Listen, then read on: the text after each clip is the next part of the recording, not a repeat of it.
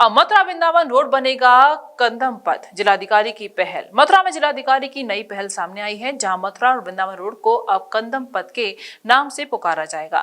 यहां पर मथुरा से वृंदावन मार्ग होगा कंदम के वृक्षों से हरा भरा, जिस पर नव निर्मित मथुरा से वृंदावन सड़क मार्ग पर लगाए गए 400 कंदम के पौधे, जिसके बाद अब यहां आने वालों को सड़क किनारे कंदम के पौधे दिखाई देंगे, जिसके साथ ट्री गार्ड से सभी 400 वृक्षों की सुरक्षा की जाएगी। मथुरा से वृंदावन के 4 लेन सड़क मार्ग पर 400 कंदम के पौधे लगाने का काम शुरू किया गया है। यहाँ कंदम की खुशबू से महकेगा मथुरा वृंदावन रोड, जिसे अब कंदम पथ कहा जाएगा। कृष्णकालीन पौधे रोपने की योजना 5 अगस्त 2023 से जिलाधिकारी पुलकित खरे के नेतृत्व में प्रारंभ हुई, जब सनातन धर्म का प्रचार प्रसार करने साधु संतों के सहयोग से जिलाधिकारी ने ये नई पहल की है, जिसमें ब्रज नगरी को एक अपने ऐतिहासिक रूप में विकसित करने का पूर्ण प्रयास किया जा रहा है।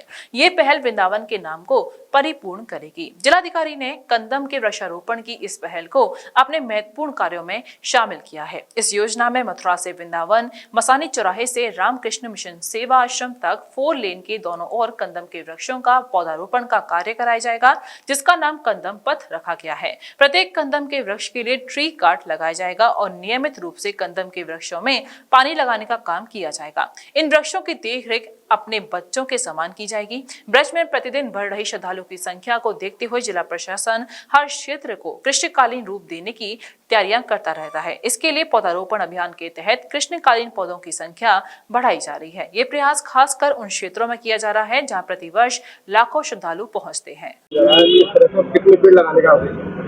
क्योंकि मथुरा वृंदावन का जो हमारा रास्ता है, इसको हाल में ही नया निर्माण करा गया और उसके बाद इस बात की परिकल्पना करी गई कि कदम का वृक्ष बहुत ही पवित्र और पावन है और ब्रजभूमि से और खासकर वृंदावन से जिसका एक पौराणिक रिश्ता है, क्यों ना उस वृक्ष के माध्यम से फिर से एक बार इस पथ को सुशोभित करा जाए। ये सोच लेके हम लोग आगे बढ़े और 400 कदम के वृक्षों को तैयार कराया गया। 400 ट्री गार्ड की भी व्यवस्था करी गई, क्योंकि कई बार हम लोग पेड़ लगा देते हैं पर उनके सहेजने की व्यवस्था नहीं होती है। संतों का आशीर्वाद आज इस पूरे कार्यक्रम को मिला और ये एक ऐसा कार्यक्रम है जो भविष्य के लिए इस पथ को, जो मथुरा को वृंदावन से जोड़ता है, कदम्ब पथ के नाम से ये पथ जाना जाएगा। और हम लोग उम्मीद कर रहे हैं कि इन ट्री गार्ड्स के माध्यम से और इन पेड़ों को सहेज कर हम लोग पुनः वृंदावन का जो एक पौराणिक महत्व था, कदम के साथ जो एक रिश्ता था, उस रिश्ते को पुनः हम लोग पुनर्जीवित कर पाएंगे इस प्रयास के द्वारा। मेरी अपील सभी वृंदावन नागरिकों से रहेगी, विभागों को मैंने निर्देशित करा है कि इन पेड़ों को आज एक दिन में हम लोग लगा रहे हैं, ट्री गार्ड के साथ लगा रहे हैं। आज शाम तक सभी ट्री गार्ड के साथ 400 वृक्ष लग जाएंगे। भविष्य में भी हमें इनकी देखरेख करना बहुत ज़रूरी है। हम देख रहे हैं कि किस प्रकार से प्राकृतिक आपदाएं बढ़ती जा रही हैं और इस ऐसे समय में ये बहुत ज़रूरी है कि हम सब अपनी जिम्मेदारी कम से कम एक पेड़ लगाकर, और अगर हम वृंदावन में हैं तो कदम जैसे महत्व के, पौराणिक महत्व के पेड़ को हम लोग पुनः इस पे लगाएं। और कदम पथ के रूप में आज ये नया मार्ग हम सबके सामने आया है और इसी के लेके ये कार्यक्रम था। पूरा वृक्षारोपण करा गया और सभी लोगों का इसमें सहयोग और आशीर्वाद प्राप्त हुआ। सर, जिस तरीके से आपने मुख्यमंत्री जब आगमन हुआ था, मुख्यमंत्री आगमन के दौरान वृंदावन में बैठक आयोजित की गई थी, जिसमें वृंदावन में होने वाले मंदिरों की भीड़ और वृंदावन की ट्रैफिक व्यवस्था को लेकर चर्चा हुई थी, लेकिन उसके बाद भी अभी तक कोई समाधान ऐसा नहीं निकला है जिसको लेकर कि ट्रैफिक व्यवस्था। देखिए, ट्रैफिक व्यवस्था के संबंध में 2-3 चर्चाएं माननीय मुख्यमंत्री जी के सम्मुख भी रखी गई थी। एक, पार्किंग की काफी कमी है यहाँ पे, तो जितनी भी 4 पहिया गाड़ियां आती हैं उनको पार्क करने में अभी आधे से भी कम हमारे पास स्थान है।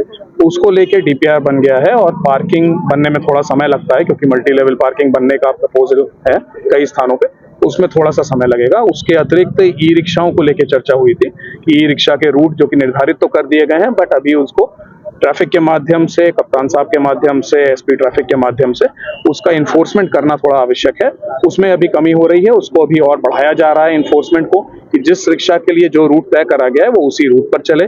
साथ ही साथ ई रिक्शाओं द्वारा कई बार अधिक चार्ज लिया जाता है यात्रियों से, तो उसको लेके भी जगह जगह पे होर्डिंग लगाए गए हैं, एक चार्ज निर्धारित करा गया है और लोगों को जागरूक करने की कोशिश कर रहे हैं कि अगर इस प्रकार की कोई डिमांड ई रिक्शा करते हैं आपसे, तो जो नीचे उसी चार्ट में नंबर दिए हुए हैं, कंट्रोल रूम के भी नंबर हैं, जिम्मेदार अधिकारियों के भी नंबर हैं, उनको तुरंत आप फोन करें, फोटो लेके फोन करें तो हम लोग तुरंत कार्रवाई करेंगे।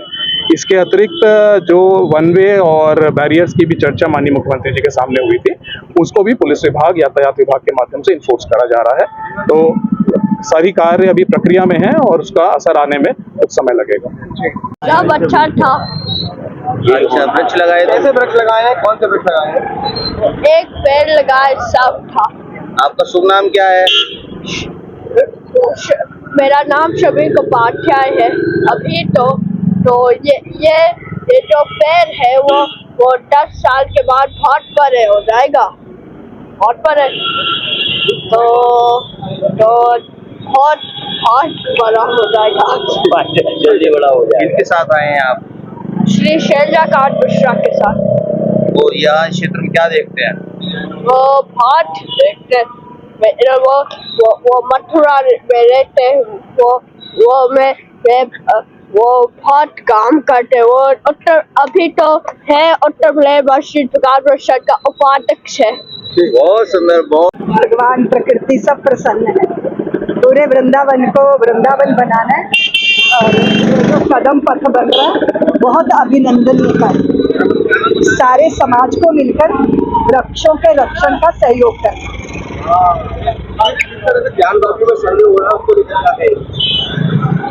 पत्थर गवाही देंगे कि हम भोले बाबा के लिए समर्पित हैं और बंदी शिवलिंग जो है वो मुक्त होंगे। बहुत बार व्यक्ति किसी भी वजह से कोई ना कोई दुराग्रह रखता है, आग्रह रखता है, लेकिन जो हालात, परिस्थितियां, जगह होती है वो स्वयं अपनी गवाही देती है। काशी विश्वनाथ के मंदिर के लिए किसी की गवाही की जरूरत नहीं, नीचे दबा मंदिर स्वयं अपनी गवाही देगा। बहुत सुप्रीम कोर्ट में अर्जी लगाई है कि ये मठ थे, पहले बहुत मठ थे, मंदिर नहीं है। जो भी कुछ है वो सामने आ जाएगा। ब्रज चिकित्सा संस्थान school of nursing and paramedical college, जहां मौजूद है आधुनिक सुविधाओं से लैस anatomy lab, nutrition lab, community lab, advance skill lab, fundamental lab, MCH lab, computer lab और लाइब्रेरी। यहाँ के पाठ्यक्रमों में शामिल है BSc nursing, GNM, ANM, OTT, योग्यता 12वीं पास।